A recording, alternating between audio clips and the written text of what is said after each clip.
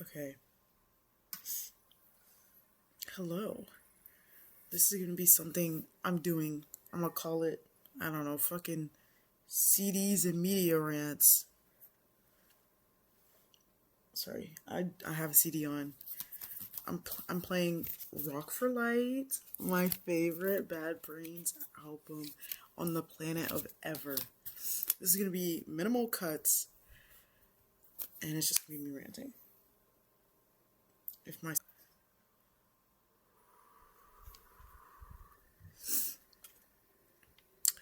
Anyway, this is gonna be very unfiltered, very raw rant.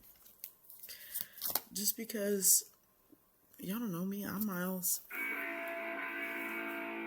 I used to pray for times like this. I'm gonna turn that down so y'all can still hear me. I also need to talk up. So anyway, I'm gonna turn it down a little bit more too, so I don't get distracted. I just wanted some like background noise. Anyway, grateful that's solved. I watched SLC Punk, which is Salt Lake City Punk, for the first time today.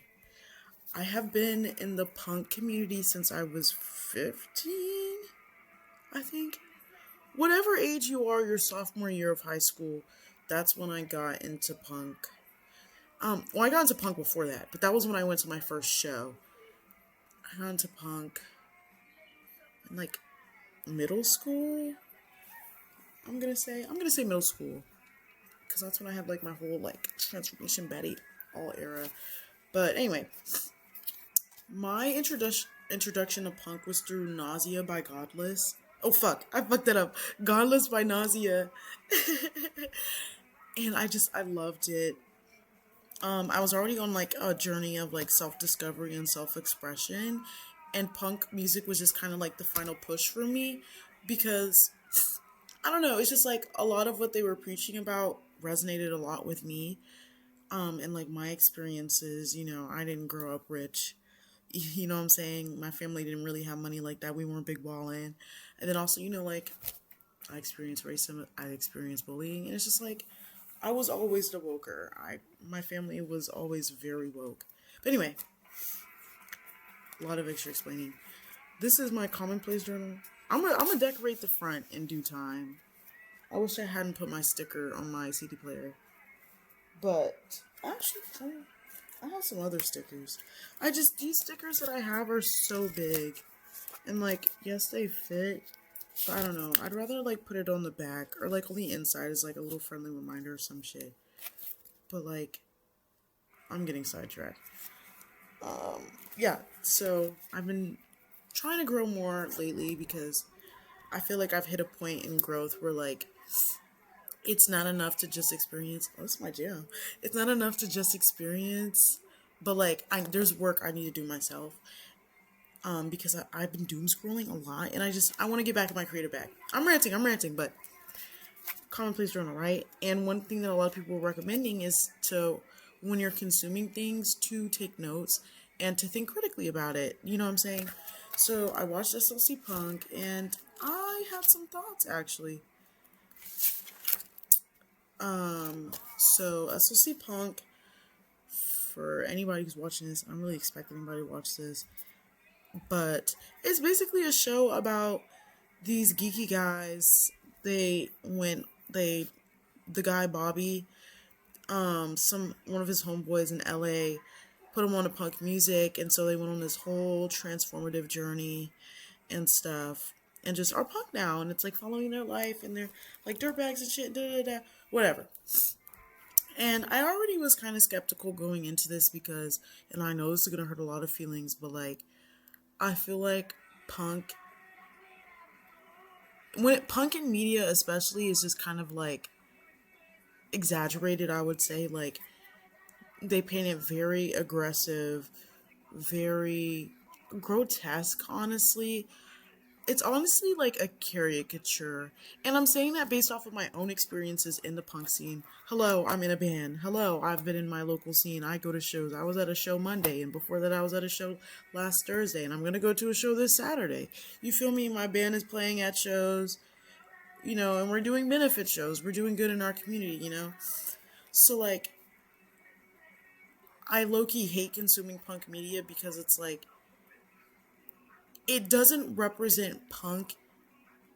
It doesn't represent the punk that I know, the punk that I am experiencing, if that makes sense. So, yeah, I'm just gonna talk about it. The notes that I wrote. So 13 minutes in, the dad's rant about going to Harvard and doing good. I'm curious if they'll do any kind of activism. They didn't do any kind of activism in the whole entire movie. The closest we got, which I'm gonna circle back to, was the one boy who Steve-O pointed out that he looked like a geek, but he was the most hardcore motherfucker that he knew.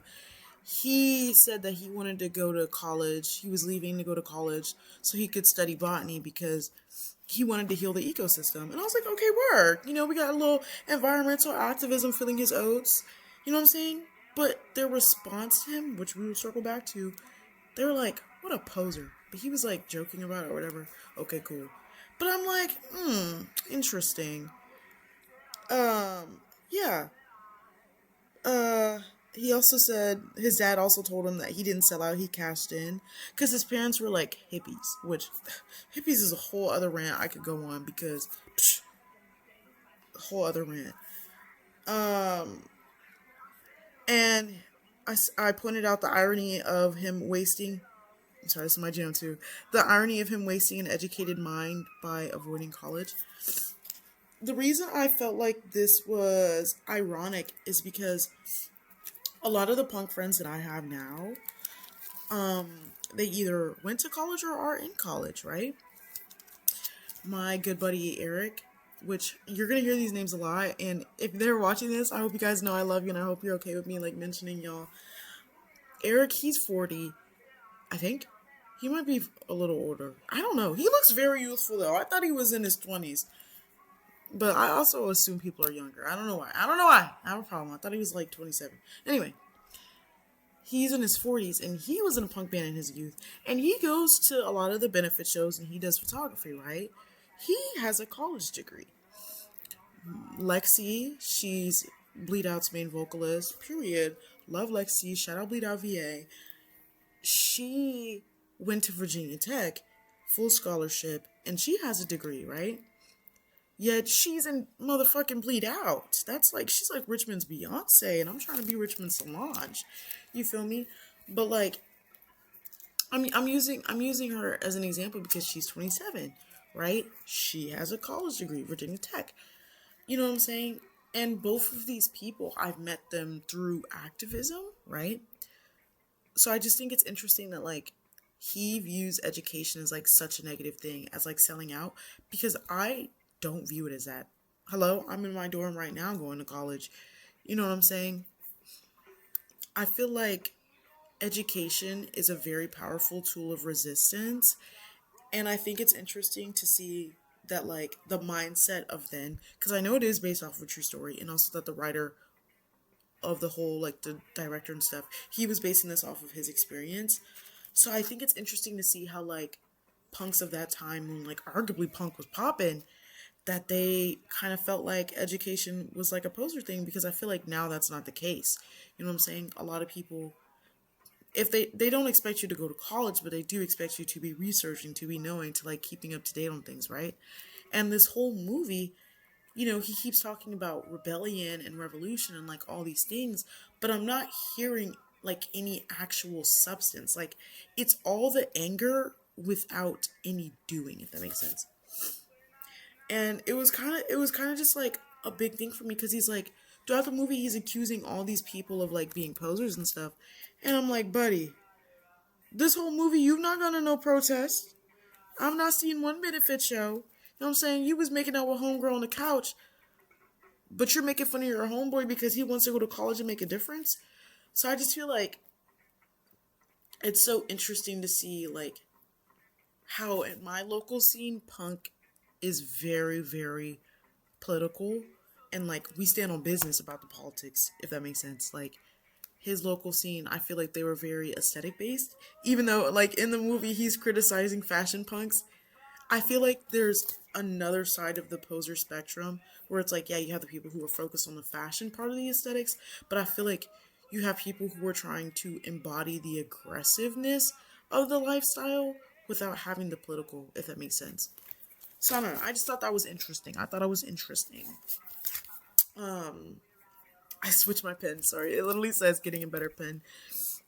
Interesting. His critique on fashion punks living by the lyrics, donning UK rhetoric and slang despite being in the US. I thought that was interesting. Cause like I agree with that. Like, why are you worried? Cause I feel like I personally believe you got to focus on your local scene. You know what I'm saying? It's okay to listen to music outside of your local scene. Like, hello, I'm listening to fucking Bad Brains. Like, this is not my local scene, baby. Like, I'm in Virginia. They're from New York, originally from DC. But yeah, I thought that was interesting because that's when like this is before I watched the whole movie. So I was like, you know what, yeah, like he's low key cooking because like it is a little weird. And it's interesting to see like how fashion punks were like always an issue, if that makes sense. Cause I'm 19 years old. I don't know nothing about back in the day. Like I'm more worried about what's going on now. It's interesting Matthew Lillard is in punk now. Who made this movie, why, and what are they trying to push? So I know who made the movie now. See, I'm not gonna try and pull it up because I don't want to fuck up the recording. But I did see the guy. It was like he was writing about his like original story. I didn't really read up anything about like what he was trying to push or like his message. I know if they made a second movie, Punk's Not Dead. I don't know if I want to watch it because this movie honestly made me feel a little sad and a little negative. But I think it's interesting that I wrote that down. Anyway, another point I wrote down. I feel like this is an exaggerated performance of Punk. I wasn't there then, but it's not like this now. I've kind of been talking about that, but like, life is a series of performances. You're always going to be performing at some point, and I find it very, very interesting. How aggressive and just like, I'm watching this movie and I'm like, this is not my truth. You know what I'm saying? And I can't really think of anybody like in my local scene whose truth this is, if that makes sense. Like I can think of one person, like a friend of mine. She is kind of like, she's more like folk punk, I would say. Like every time she posts, she's train hopping in the Appalachian Mountains somewhere doing something funky and crazy. You know what I'm saying? But like she's a sweetheart. She cares a lot about activism. She does bike marshaling for the organization that I'm a part of that I do chants for. You know what I'm saying?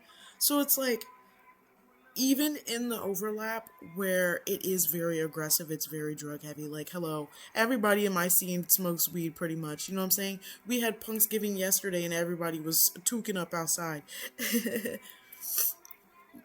But it's like everybody is still politically involved. So it's just kind of interesting to see like such an exaggeration of like punk aggressiveness without the politics. You know what I'm saying? And they're playing all this music throughout the movie that is punk, that has like political themes, but there's no politics in the movie. Yeah. What else was I saying? Oh, something I thought was interesting that they were saying, it was like some rednecks in the store. They were saying that they don't view Nazis as devil worshippers.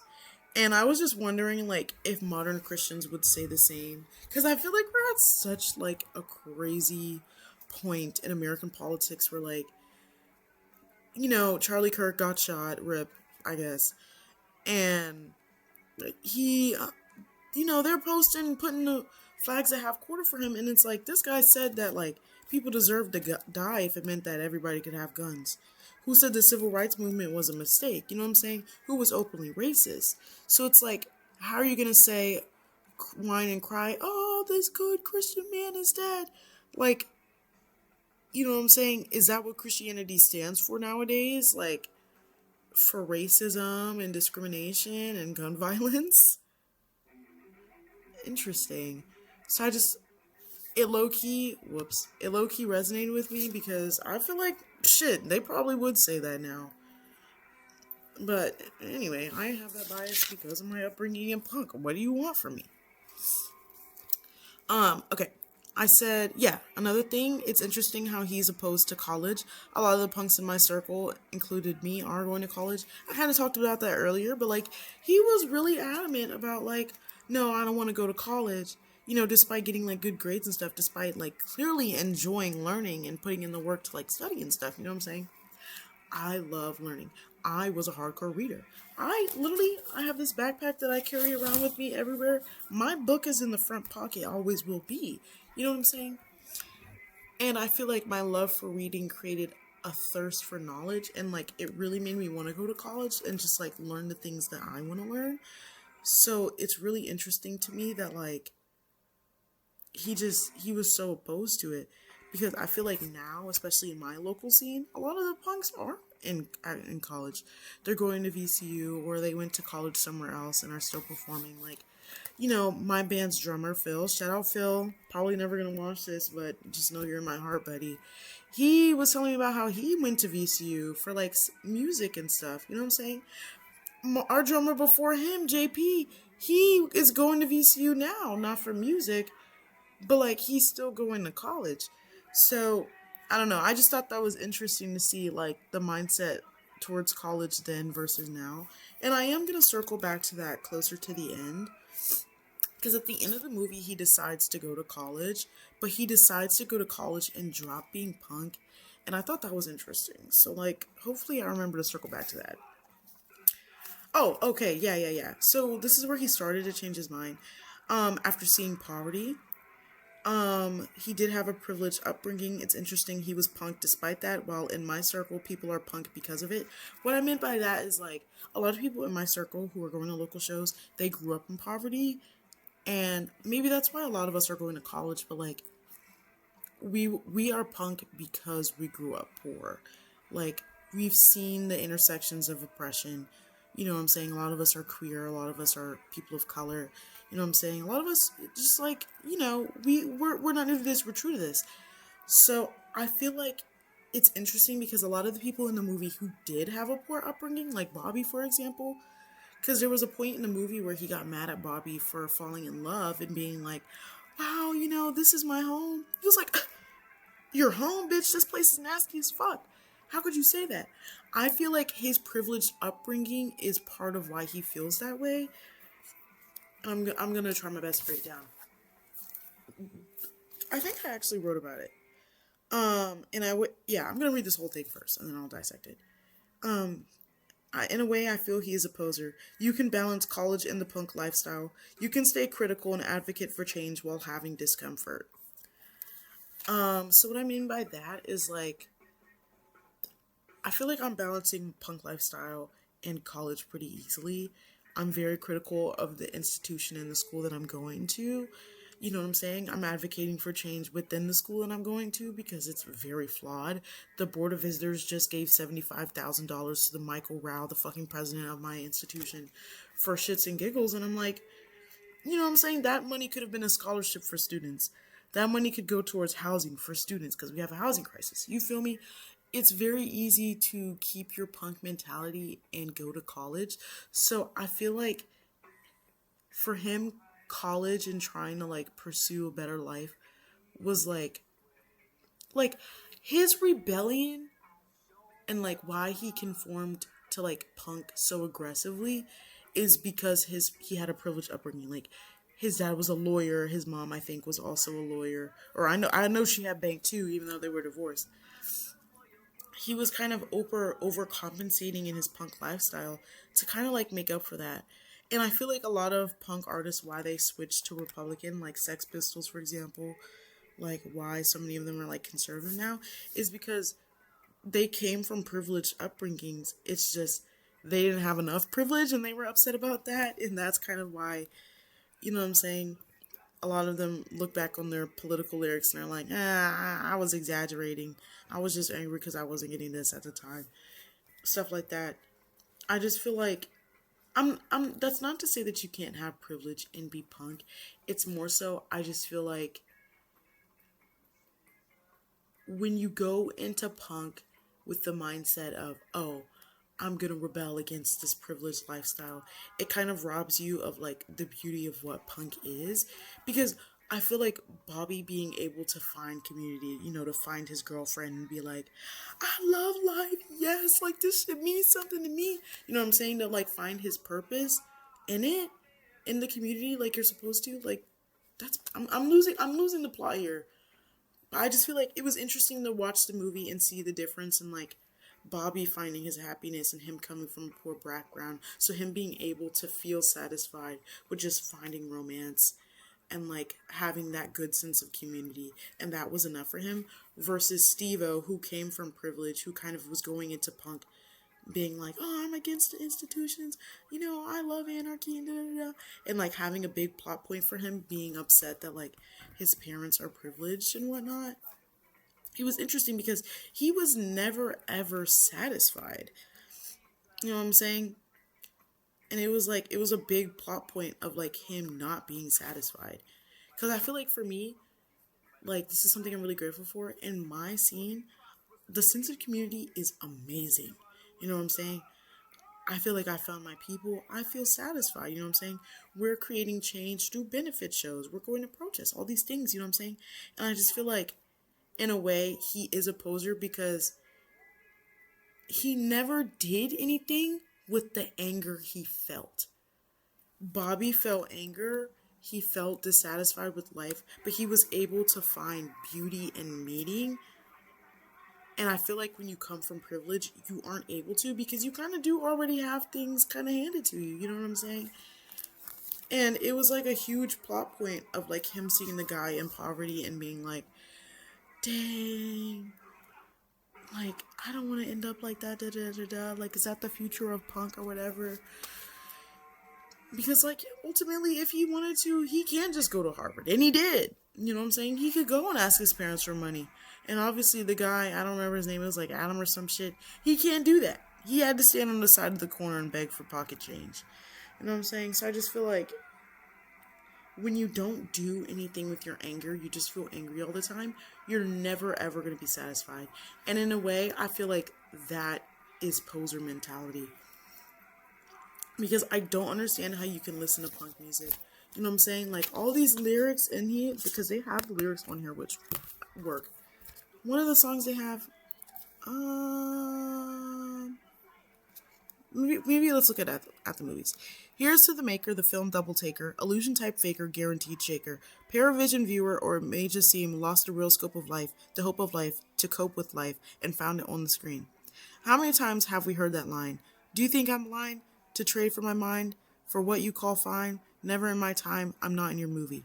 Hey, what can it be on a big white screen? Hey, how can you see you're living in 3D? I guess you think you're at the movie somewhere. I guess you think you're at the movie somewhere. Still popcorn, don't you stand in your chair. Still popcorn, don't you stand in your chair. A child is influenced by the make-believe to take advantage of this truth is cold-hearted sin. So I say to youth right now, don't sway to the unjust. No matter what they say, never give in, never give in. Right? Call to action, right? They're saying, well, maybe this is a stretch, but like, what I'm taking from that is like, you have to do something. You can't just like sit there and like be okay with like the shitty things, right? To me, when you're just like, how do you, I'm finding it like I'm thinking a lot of things and I can't say them as fast as I'm trying to think. But like, punk music has never ever said to just be angry. It's never ever said, hey, the system is fucked up, what can we do? You know what I'm saying? It's always calling for you to change or do something. You know what I'm saying? So I feel like in a way he is a poser because the one thing that he never did was something, right? I'm sorry, this is my song.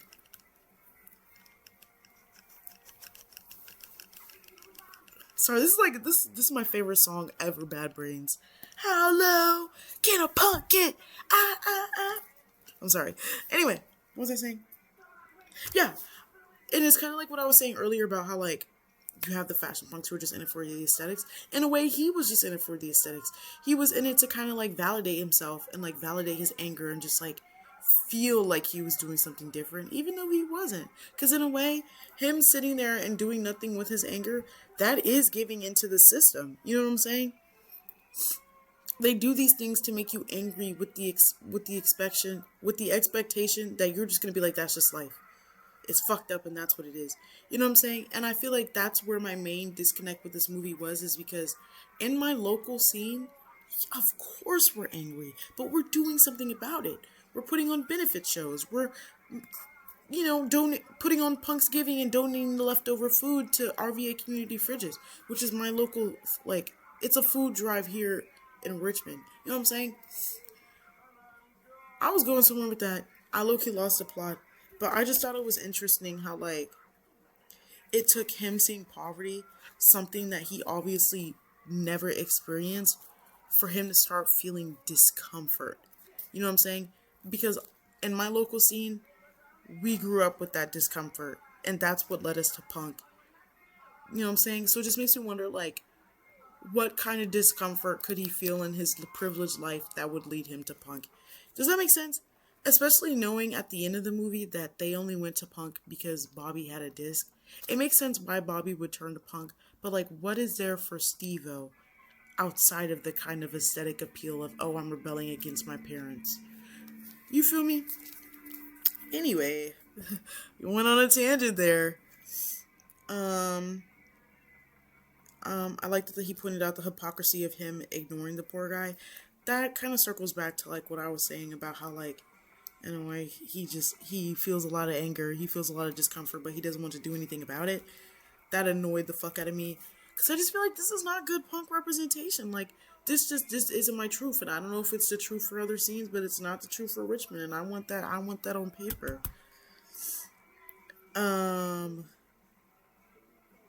Yeah, there was a whole scene where he was tweaking out with this girl Sandy in the park on some acid or whatever. And then she was like, beauty is the end. And I just disagree with that. Maybe I'm an optimist. I am an optimist. I don't care. I think that beauty is the start. I feel like you're able to create change when you're like, oh, this is beautiful. Like, life can be beautiful. You know what I'm saying? Because, like, the punk community here that I'm experiencing, it is beautiful. And it makes me want to continue to, like, create change, because I feel like, you know, in the moment when you're in the pit just beating people up, you kind of do forget about just everything else. And I think that there's beauty in that. You know what I'm saying? And I feel like when you're able to feel that beauty of just living life and just having fun authentically, you know what I'm saying? That's when you're able to go out and create more change. You know what I'm saying? You know what happiness feels like, and it inspires you to want to create happiness for others. Type shit. But yeah. I was cringing when he said that only posers fall in love. I said, this is very exaggerated, but I'm also not in the LCL scene. SLS Salt Lake City scene. Yeah. This just kind of circles back to Steve-O being so negative. Like, to him, punk was just like this negative thing, and it was never ever supposed to be that. Or at least, like, the way he was talking throughout the movie, it made it seem like he associates negativity with being punk. Cause, yeah, this circles back to his homie, like, saying that he found home in SLC, and he was mad. Punk is community, and, like, you find home in community. That's beautiful.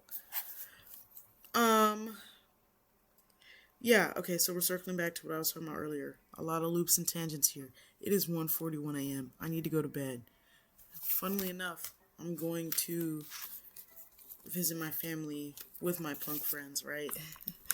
But, anyway. Circling back to college, he's upset his most hardcore friend is leaving to study plants because he wants to save the forest. Punk, and then I'm gonna show y'all. Damn, it's backwards. Okay, whatever. Right here. I said punk without change / trying to pursue change is just punk without change / trying to pursue change, like punk without trying to pursue change, is just anger. And to me, that's a poser. And I feel like that's self-explanatory. Like, you're angry because your friend wants to save the forest? You're angry because your friend wants to save the forest? You're angry because your friend wants to create difference in his community? Like, what are we talking about? And it's just like, that's when he was low-key losing me. I was like, what is happening? Okay. Oh, yes. Another thing that I wrote. Interesting, Bob came from a poor background and Steve-O didn't. This ties back to how a lot of popular punk bands, Sex Pistols, Stevie Nicks, end up turning into Republicans today. They were only upset they didn't have more privilege, so their anger led to no change, just lyrics. I also found it interesting that he says the guy he was currently would beat the fuck. Oh wait, the guy he was in the past would beat the fuck out of current him. I feel the opposite when reflecting on my past. So I don't know. I feel like there was a major point here with Steve-O and how his privileged upbringing, in a way, made him a poser. And that's not to say that like you can't have privilege and be punk. And I know I said that earlier, but like I really do feel like it's a big point here that he just, how do I say? We're gonna let the bad feelings play for a second. Like his whole arc at the end, where he decides that he's not going to be punk anymore, he's going to go to college and he's going to be a lawyer, and that he's going to create change within the system, and that's like his whole revolution. You can have that revelation and still be punk, yet he had to stop being punk in order to decide that. And that's what makes me feel like ultimately he was the poser, because punk has always been about creating change. You know what I'm saying? His punk era was just anger. And I feel like him not using that anger for good, like, I guess when his anger fizzled out into sadness at Bobby's death, like, that's when he was like, dang, like, I actually do need to change something. He just kind of like, he just went in the wrong direction with it, and it just pissed me off. Because I feel like this does, like, represent a big issue that I'm having now with, like, not, like, just the way people view punk as a whole. Like, punk was always political. It was never about being rough and tough and beating niggas up. It was always political. I don't even know when the fuck this album was made. I don't even know if it'll tell me. But it was a long time ago, and I know that Bad Brains was popping, so I'm like, you know what I'm saying? How are you hearing this music as it's coming out and thinking that the underlying message here is to just be angry? I and I Survive is playing right now. Well, let's look at some of the lyrics. Yeah, why must all the people keep on shooting and robbing? Why must all the people keep on killing and fighting? No, not I. I and I will never try. You know what I'm saying? Why must the rich man keep hoarding all the money? Why must this poor man? My living ain't very funny. No, not I, and I would never try. I would never try to live that way. You know what I'm saying? Like, how are you hearing this and you're like, yeah, punk is about anger. It's about anarchy, chaos. Because I just feel like that's not really the case. And I feel like that's the issue I'm having. Is because you have, like, there's fashion punks and then there's, like, these wannabe hardcore tough guys. Like, you can be tough and be compassionate. You know what I'm saying? I don't get how you're into rebelling when you're just kind of giving into what everybody else is doing. Does that make sense? Like, I feel like the mainstream status quo right now, what is it telling us to do? It's telling us to consume. It's telling us to spend our money. It's telling us that we can have the American dream. We can work until we die, pretty much. You know what I'm saying? And that the only way to get comfort is through working, right? It's telling you to conform. It's telling you to get in line and all these things. You know what I'm saying? I don't know. Maybe I'm too woke. I just feel like the real rebellion is in like trying to do something. Because a lot of the things going on right now, they don't want us to do anything, right? So it's like you just sitting there and being angry, that's not doing anything. That's doing nothing. So it's like, are you really punk? I don't know if that makes sense. Anyway, so next thing I said, I agree that rebellion happens in the mind, and I agree Steve-O was treating rebellion like a persona and a uniform. However, it's ironic she's rich and has the core issues I've had with Steve-O as a protagonist. However, my beef is that none of them are creating actual change. Pretty self-explanatory.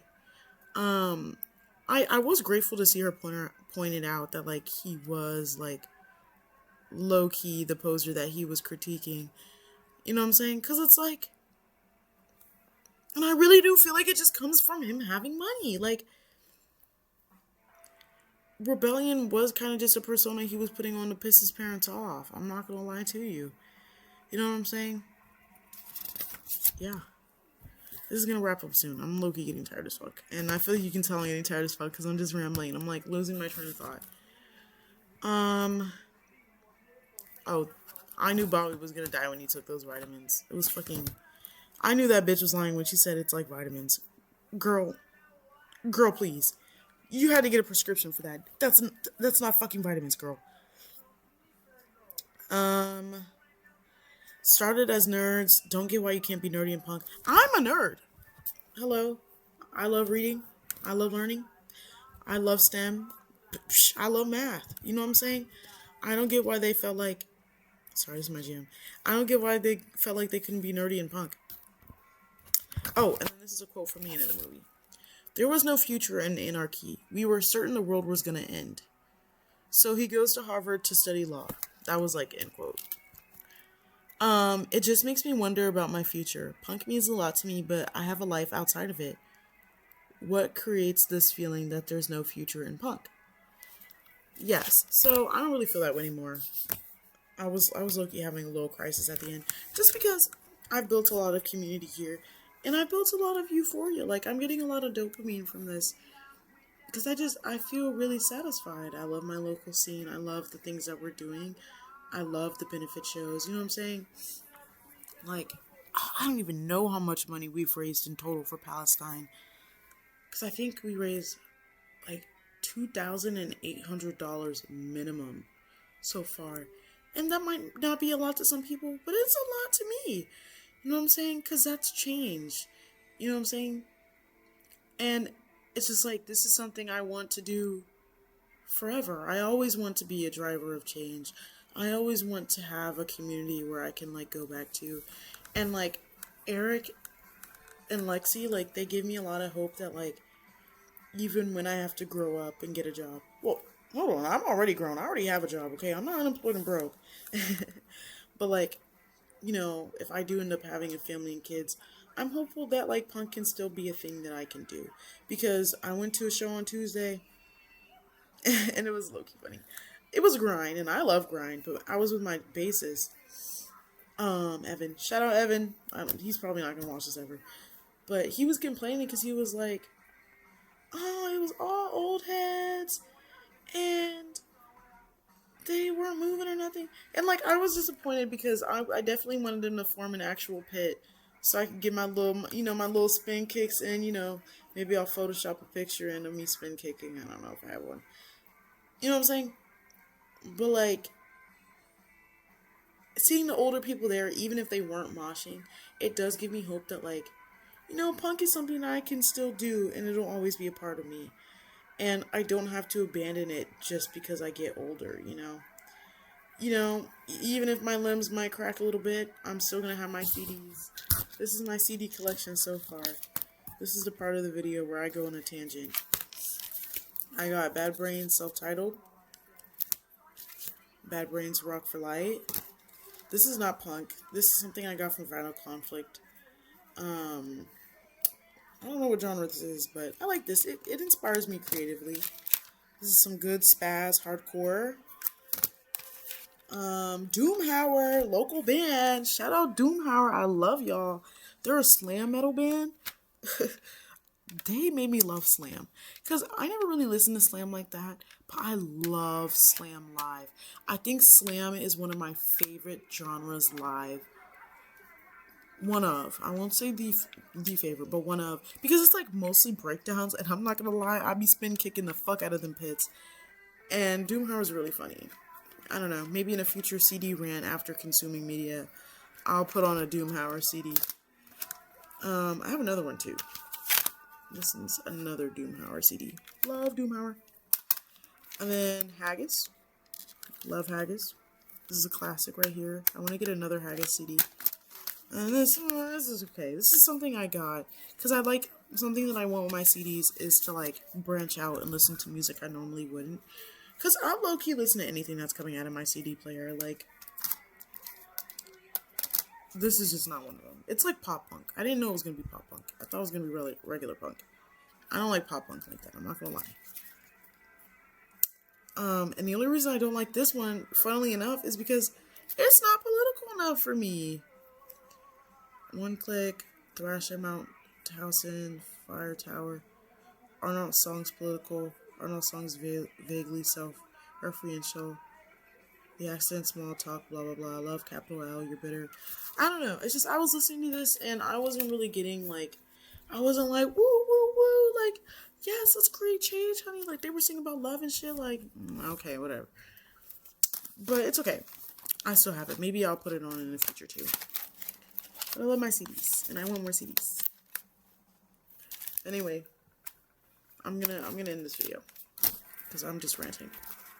And I think I'm going to do a future video on the commonplace journal. I hate the title, but like, low-key, they cooked with this like concept of like one journal where you just put your ideas. Because I'm trying to stop my doom scrolling addiction. And so far I'm succeeding. And I'm creating a lot. I was drawing today. Let me show you. Where's my sketchbook? I just had it. Oh shit, I dropped this. Y'all like my Ugg Kyler? I'm getting distracted. I'm tired. I need a shower. You got that attitude. You got that attitude. Let me put my craft stuff over here. Where is my... I just had this thing. What? I need to pack up tomorrow. I don't want to. Oh, it's right here. So... yes, I guess this is my, maybe I will do a video on my journal ecosystem, because I low-key do have one now, but I need to paint this. I'm going to paint everything tomorrow at my family function, but anyway, this is my sketchbook, because I want to get back to just being more creative, but here's some of my doodles from today. I made a skeleton. And then this is me practicing some gestures. I was watching a video. Yeah. And this is some actual artwork I was doing. There we go. Thank you, video quality. Shout out this drawing right here. I low-key ate. And her body was just tea like that. I want to find more bodies that like have roles in other places, but what can you do, man? What can you do? But yeah, yeah, I should probably cut this video a little bit, the intro. Anyway, yeah. Will anybody see this? Probably not, but I wanted to talk about that movie, and it made me happy to do so, I think. Because I don't know, I hate posers, and I feel like he was a very big poser. And I know it's like, who am I to call somebody a poser, but I protest, I go to shows, I'm in a band. I think that gives me some agency, right? I DIY. Everything I do is DIY. I think that gives me some agency, right? You know what I'm saying? Everything that he's done, I've done. And I've done it better. So, what does that say? Wait, hold on. I put all my CDs on my CD player, but I need to turn this off. Okay, goodbye.